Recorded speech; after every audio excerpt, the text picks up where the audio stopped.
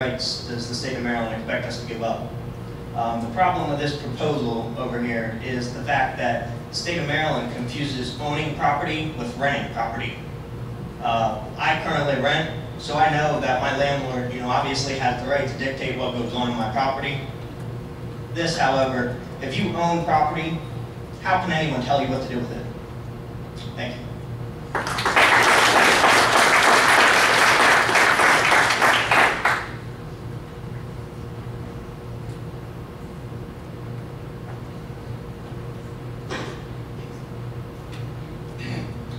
Excuse me.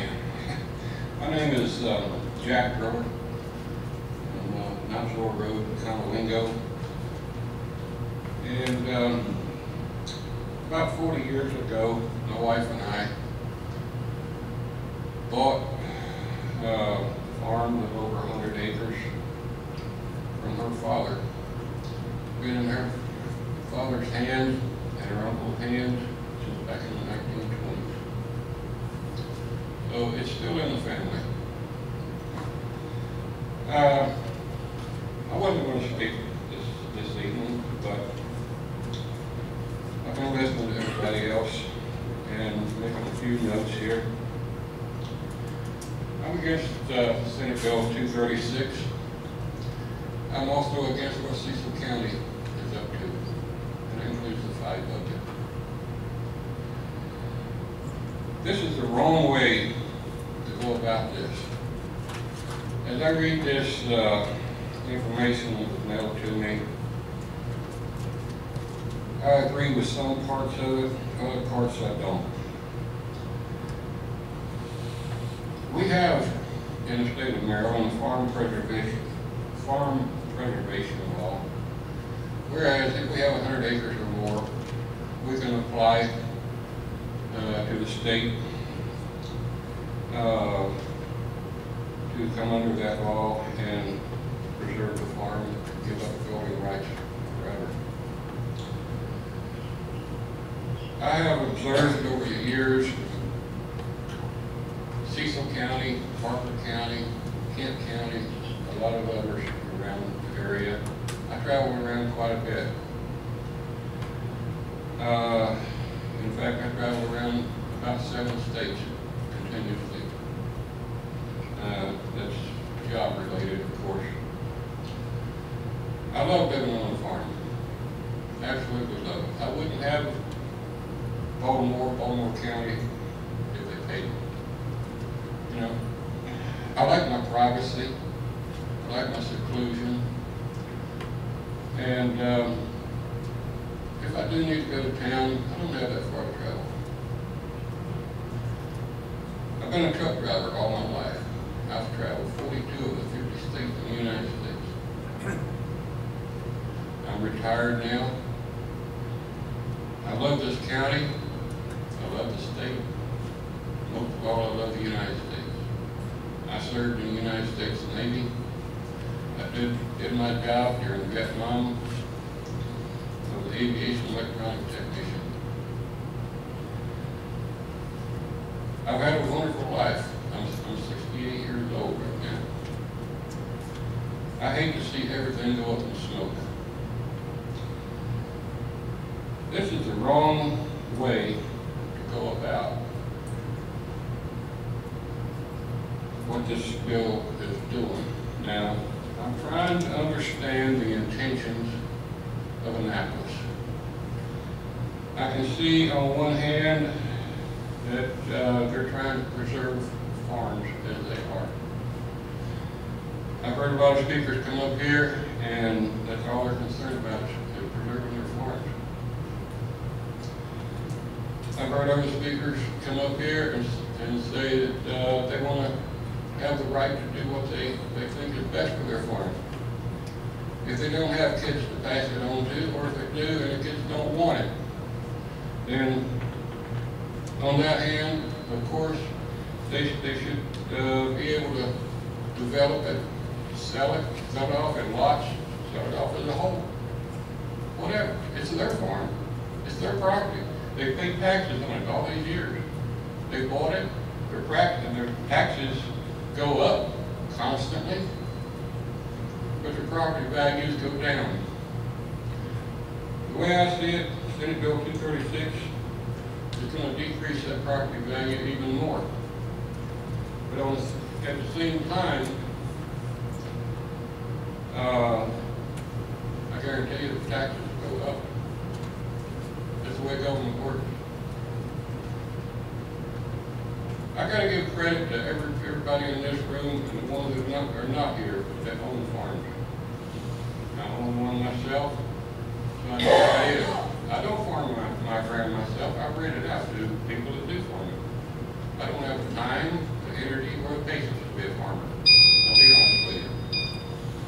But this is the wrong way to go about this. There are better ways to do it. Now, sir, your time is up. If you want to wrap up, I'll give you that opportunity. Okay, the buzzer went off for 5 minutes. I'm sorry, I didn't realize there was a time limit. This is the wrong way to go about this. But at the same time, I want to thank people up front that I know you're all Republicans, but some of you voted Democrats.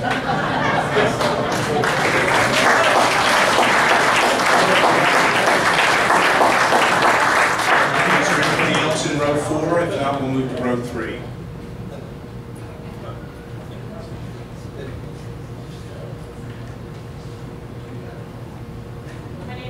And I reside at 868 Old Elk Road. I've heard a lot of talk about Tier 4 being farmland. Well, we own property in Elk Neck, and we're not a farm, but we're thrown into Tier 4. So that puts restrictions on us being able to subdivide our property for our children. And I am in total opposition of this bill. And you represent us. We're coming here to make our case to you. You know, we've elected you to represent us, and you can see the majority of people are against this bill. And I hope that you make the decision to stand for the people of Cecil County.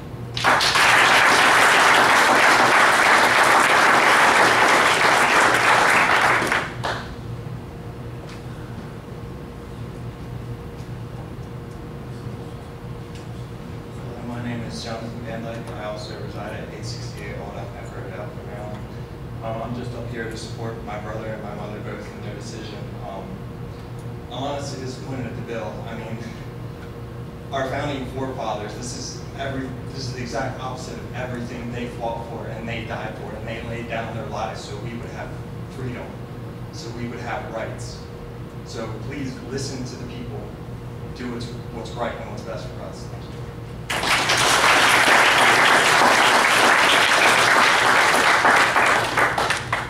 Anybody else in row 4? Hi, my name is Richard Fox. I reside at 1672 Cumberland Road, Rising, South Maryland. I got up earlier. I'm sorry. I apologize. I also want to thank each and every one of you for listening to everyone here. There's been most of my views expressed, but I'm totally against this bill because it takes the equity of the farmers, the people that toiled all their lives.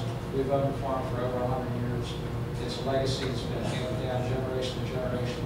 Most everyone's equity is in your land, and to come in, it's practically imposing eminent domain or taking your bank account, which is your farm, devaluing it by a third at least, and it's just not acceptable. Thank you.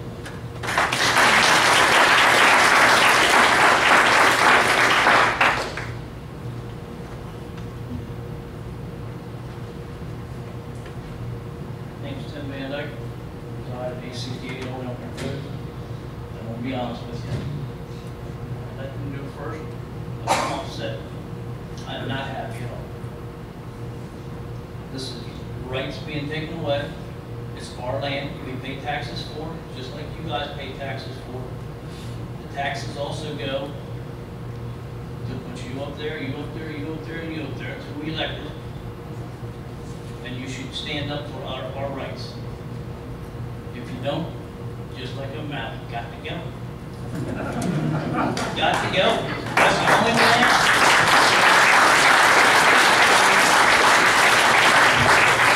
You see the world and the shape it's in, and you see things exploding all over, and you wonder why. This is why, right here.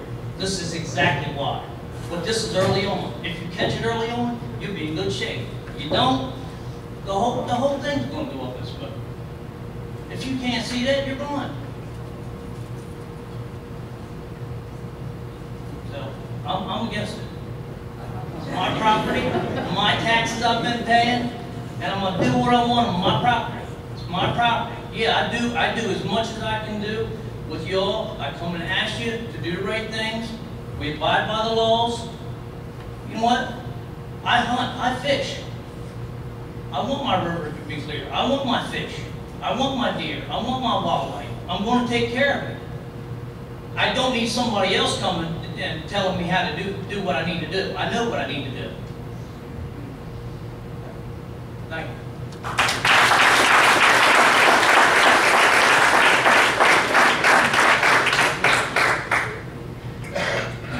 Row 3.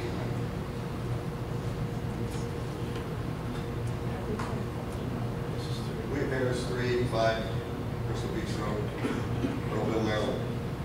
I wasn't going to speak tonight, but there's been so much from so many. With reference to SB 236, it's law. It's the law. Period. Who made the law? A socialistic Marxist governor, along with the 3 of the most powerful counties in the state of Maryland.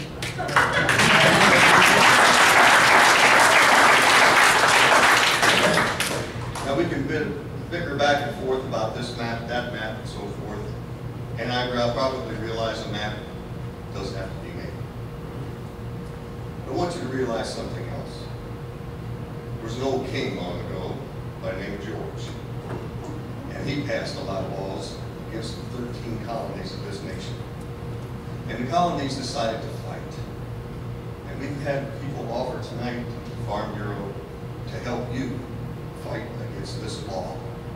And though we had 23 chapters come into this area about a week or so ago, if you do decide to fight, I can guarantee you there'll be more than 23 chapters outlining the borders of this county. You fight for us, we'll be in your ranks. Fight O'Malley and this law. Fight it and bring it to an end.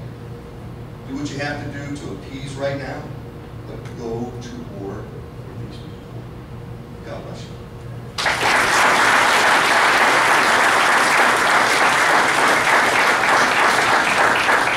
Anybody else in that row would like to speak? Okay, we're going to, I think I've only got it right, row 3.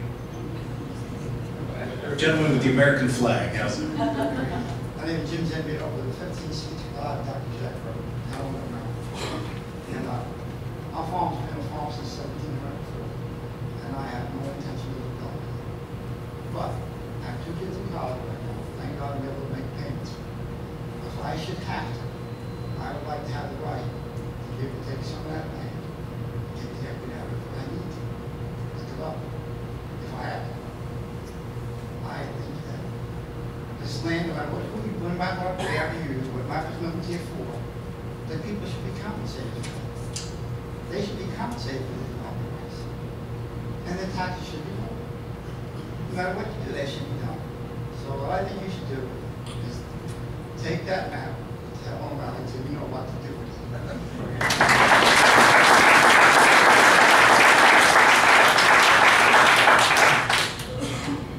My name is Ed Newell, 135 St. Jude Lane, Cumberland, Maryland, in the western part of the county, in the land that time forgot. And we were happy that they did forget. But now there's another 60-acre subdivision going right down the street from me. It's right from what I've heard from the people here that this is really I don't want to call it a Ponzi scheme by the state, but it's really a swindling scheme by the state to steal your property rights, or to have the state tell you what you can do with your land when they tell you to do it, how much you're going to pay or how much you're going to lose, just like taxes. Well, one thing I'm worried about, if this gets farther down the road, the state can change anything it wants at any time it wants. They can manipulate the tiers. They can create more tiers, you know, and we'll be having tiers. Now, before you jump in bed with these clowns, I advise you to don't trust them. Why do I know that? I used to work for the suckers. I worked for Baltimore County, I worked for the state of Maryland, and I worked for the Army. I don't trust those SOBs, not as far as I could throw them. And the reason also I say this is that regulations come and regulations go, and laws are made to be manipulated. How do I know that? Well, I was just the recent president of the Rock Springs Community Alliance, and we fought the power plant in Cumberland. We came this close to winning. In fact, we got $22 million worth of sessions from them for noise reduction, 10 decibels below the state standard. I had more people on my committee board certified than they had in their company. We went to the Public Service Commission meeting, and they came out and reorganized real quick because our fellows cut them to shreds. Now, having said all that, we fought for 2.5 years. They were anxious to get construction of that facility to tie into the TMJ, which is the big boys, the power lines. They came to us and said, yeah, we got our data wrong. What's it going to take for you people to go away? Now, we laid out our concessions. No, this is the key part. I say you can't trust the state. The state representative came to me after that meeting and says, look, essentially, you idiots, the state is going to get what it wants. They're going to get the permit whether you like it or not. I said, well, why do we have the meetings at the Public Service Commission and all this testimony and all this good stuff? She said, I ain't worried about that. She said, they are going to get the permit. You better settle with them and get what you can get because they're going to get the permit. These are the kind of people that you work with down at the state. So if you want to protect the land values in Cecil County, protect these poor people, don't trust the bastards. I'm telling you. They're as slimy from the word go because I know I live with them. Thank you.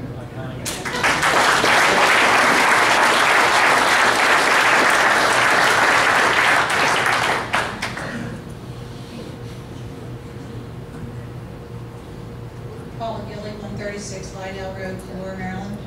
I've been here many times through the years. I have spoken about private property rights, the taking of private property rights, and you can see by the crowds that always come when you are trying to take private property rights away from them. It's interesting to note that a lot of issues come and go, and certain people are interested, other parties are interested. But when it comes to private property rights, something that's near and dear to people's hearts, they work for their land. They spend their, as Bill Krieger said the last time he was here, he spent his blood, his sweat, and his youth on his property. And no one has the right to take that equity that he has built over the years, and many other people who are landowners, not necessarily farmers. But what I would say to you is it's very clear tonight that most people have spoken up that they are against Tier Map 4, the one that's being presented. It really does not follow the comprehensive plan as I see it. Having served on that committee, we've got segments of yellow in the middle of green. We have areas that just don't follow that. When we worked on the comprehensive plan, we tried to make a unified map that would keep certain things in certain areas. So I don't see that it does follow that, even though I have heard comments that say that it has. But what I would say to you, over and above everything else that's been said here tonight, is to remember one thing. You are public servants.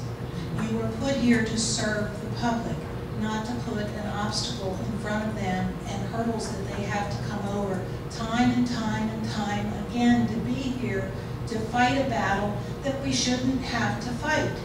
The fight is for you to step up and say to the folks who passed Senate Bill 236, we don't want to submit a map. If we submit anything, it's just going to be our own comprehensive plan. We don't necessarily have to have those tiers, even though you tell us that we should. So I beg you, as public servants, to do what is right for the public.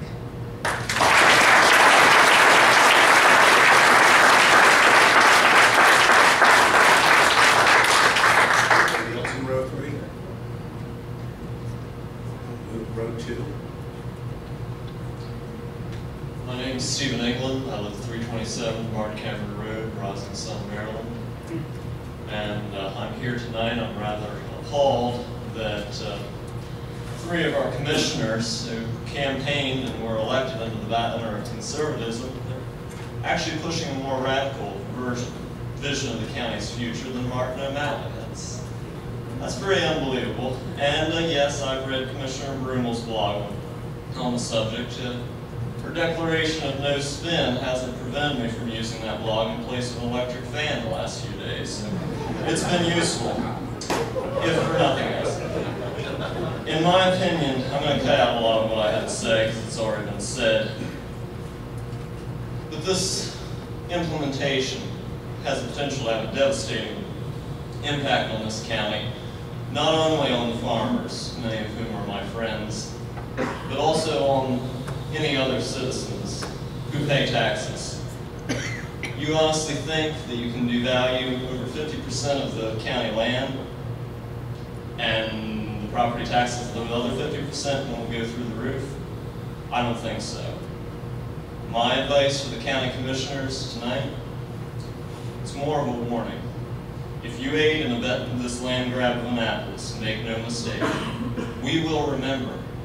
And in 2014, yet more of you will return to private life. Thank you all.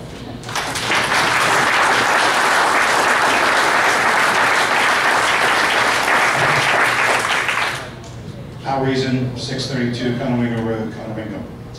I acknowledge that the law requires that we provide a map, or the state will provide one for us, and obviously we don't want that.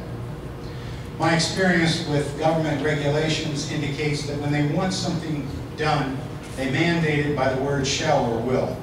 This law does not have that.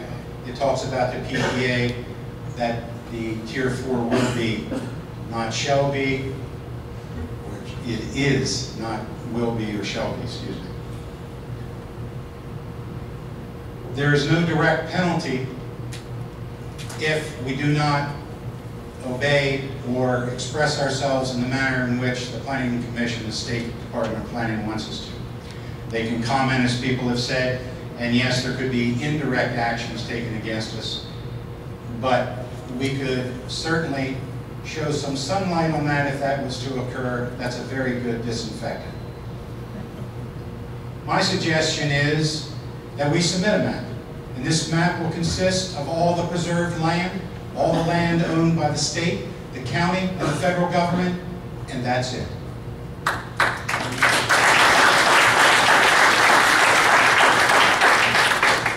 A video of the meeting with the state staff, as well as the vote that was taken for the presentation of draft 4 tonight, is on a video. It is on Facebook, on Cecil County Town Hall, and will be shortly on CecilCountyPatriots.com. So if you want to see what was going on, there were very few people there beyond me, other than the commissioners, but if you want to see it, it's unedited, and you can see with your own eyes. Thank you.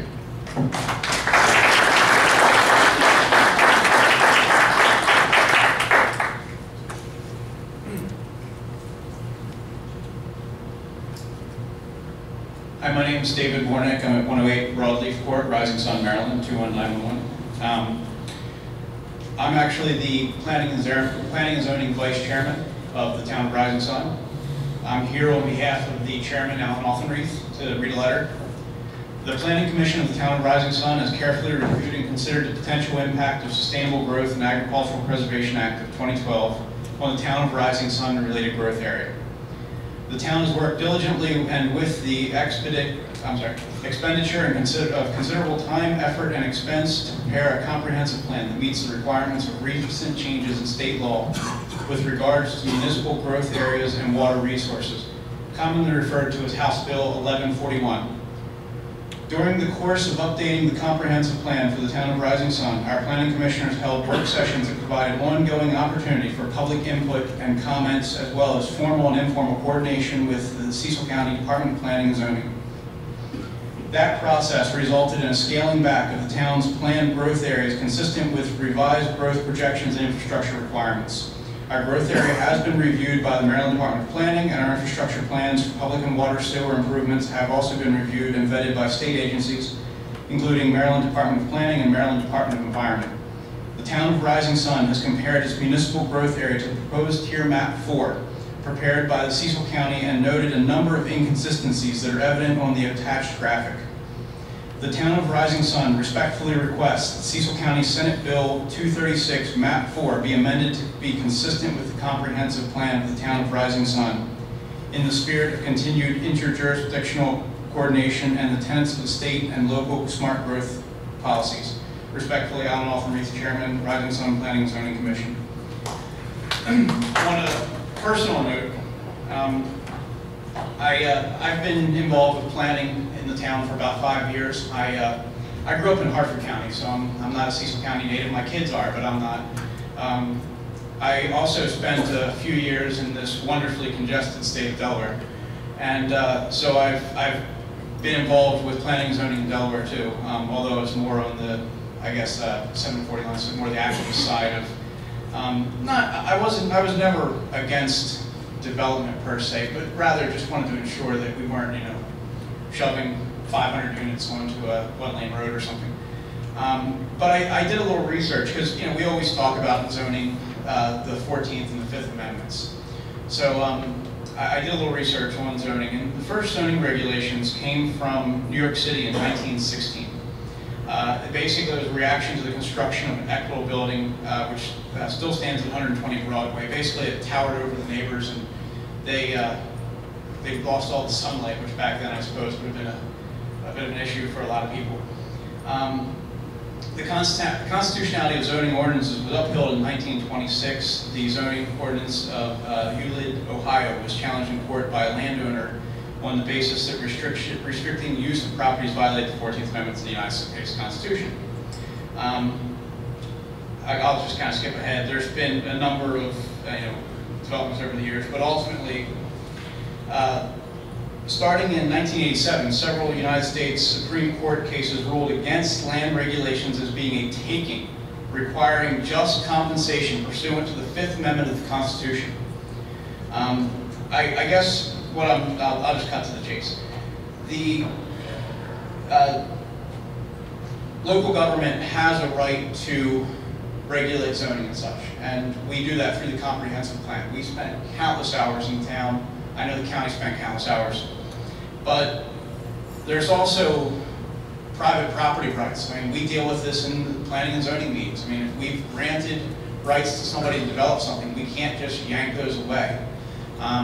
So, I mean, I would have to imagine that a similar kind of principle would have to apply here. I would be really surprised to find that there's probably not a 5th Amendment right that's being very carefully, very closely trampled on in this case. Thank you.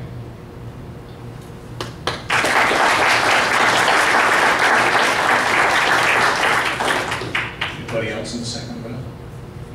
Move to the first row.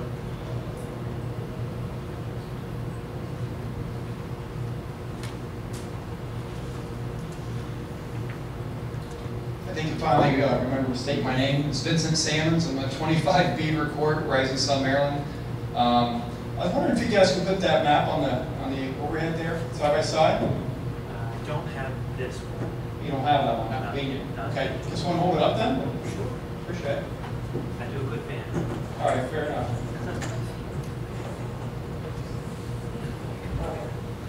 And the reason for doing this is just to point out the contrast between the two maps. On one of the videos that we're referring to earlier, the Planning and Zoning Committee from Cecil County, the county that we all reside in, basically said that they were surprised, quite surprised, that they weren't consulted about any type of map that might be constructed for this particular SB 236.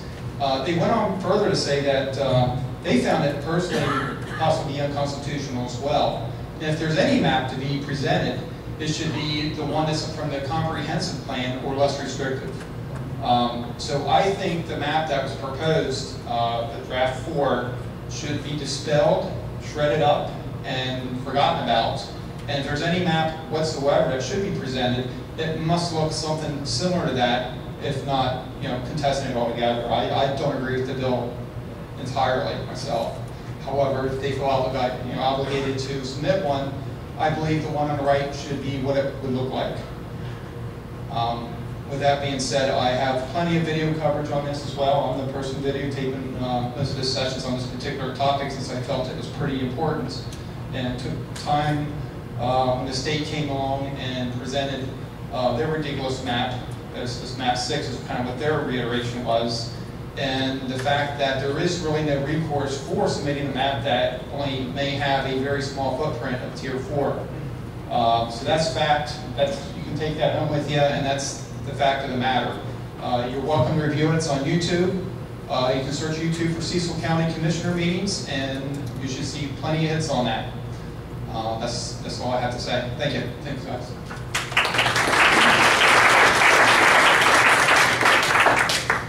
Ladies, would either one of you like to speak? You're in like row 1A. I guess there's only 2 seats there. No, thank you. Okay, no problem at all.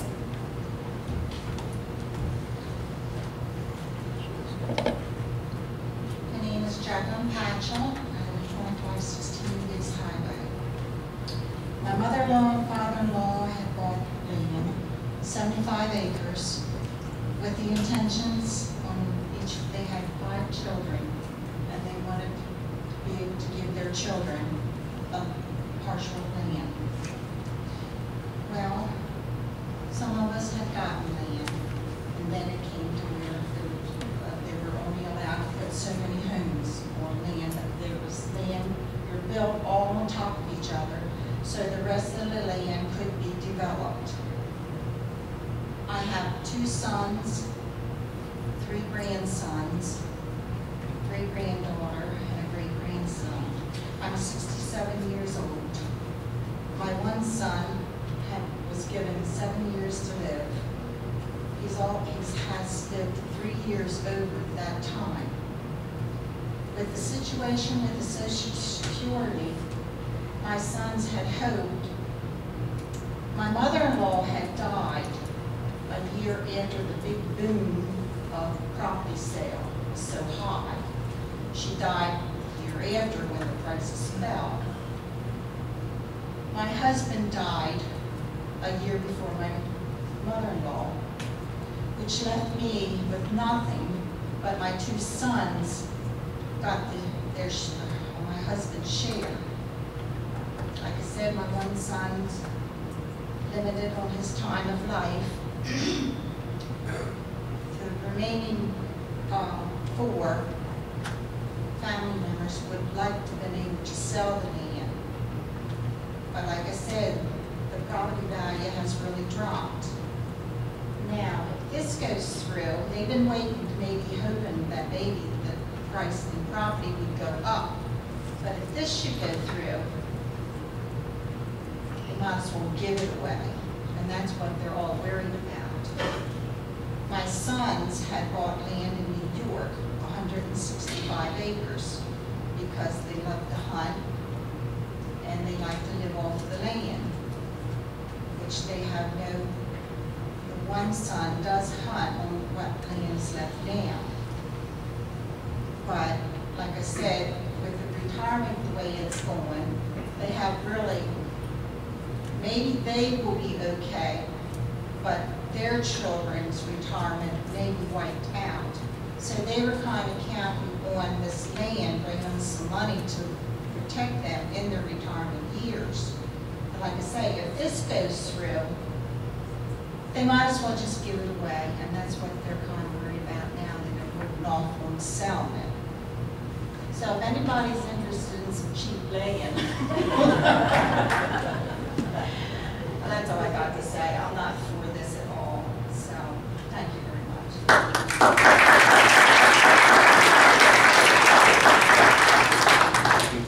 Any of the folks who stand in the hallway, in the doorway rather, want to speak but haven't had a chance?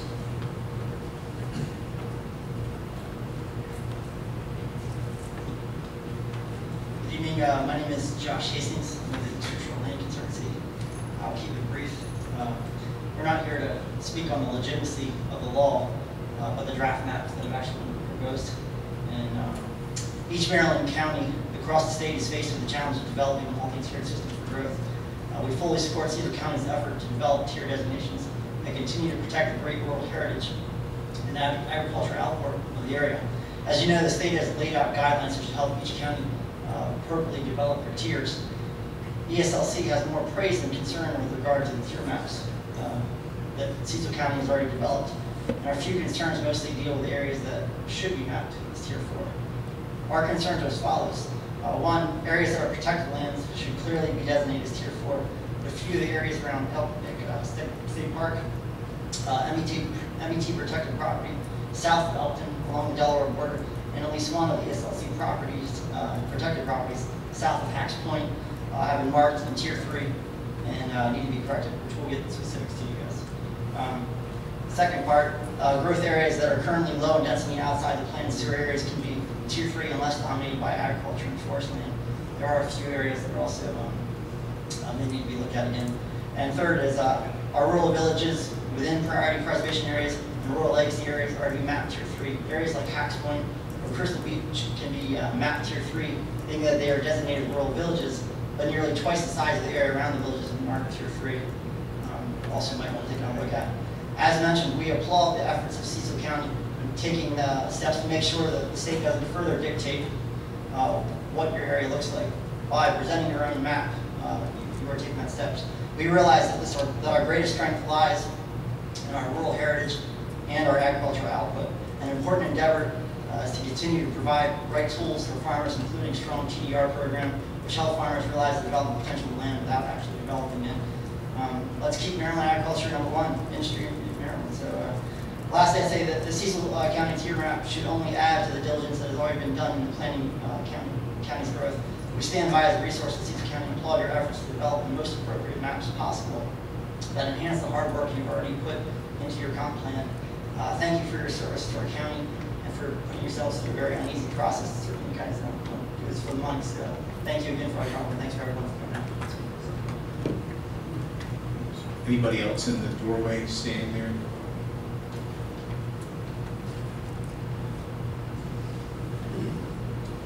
Good evening. Ewing McDowell, 186 McGrady Road, Rising Sun, Maryland.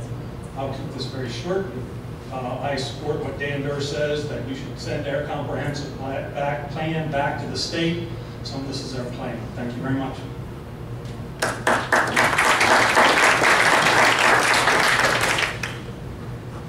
Anybody else in the doorway?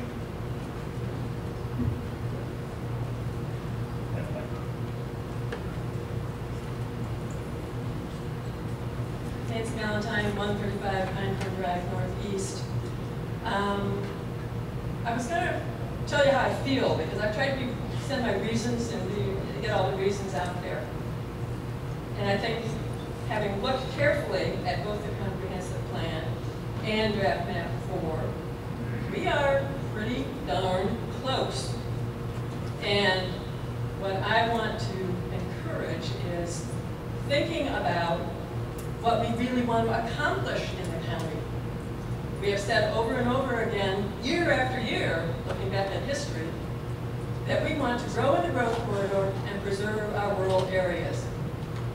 We have now actually a fairly strong TDR program, if and when we're ready to develop in the growth corridor. We can conserve value, we can conserve farmland, we can conserve forests, and we can grow where we've always said for 50 years, this is where we want to grow. This is tough because people get frightened by loss of land value. But land values go up and down for a whole lot of different reasons. I lost money on the house I bought recently when I moved in the one I'm in now. It's coming back, I hope. But that happens, and that's part of life. But leadership in creating the county we have said for 50 years we want, let's not throw that away. Thank you.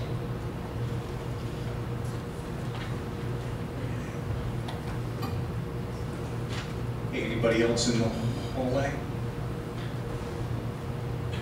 Okay. Mr. President, if I may have some written comments that should be reflected in the record. Letters received from Harold and Rachel Davis, W. Drew Stabler, Sam and Polly Willis, Wyatt Wallace, Ken Wiggins, Bill Miners, Pat Dourdan, and Michael Harrison have all sent written comments for your perusal on those. Look at it at your leisure. Eric, could you get copies for all of us? Okay. Thank you. Okay, that concludes the public hearing this evening on Senate Bill 236. We'll move on. Sir, you've already spoken for the evening. Have more time for one? No, sir. We allot each individual 5 minutes for public hearing. If you have any additional follow-up, feel free to call the office, email, stop by. But the public hearing, everybody gets one opportunity to speak.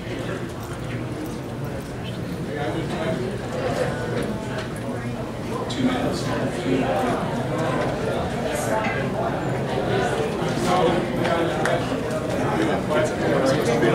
What's the rest? Just whatever's on the agenda.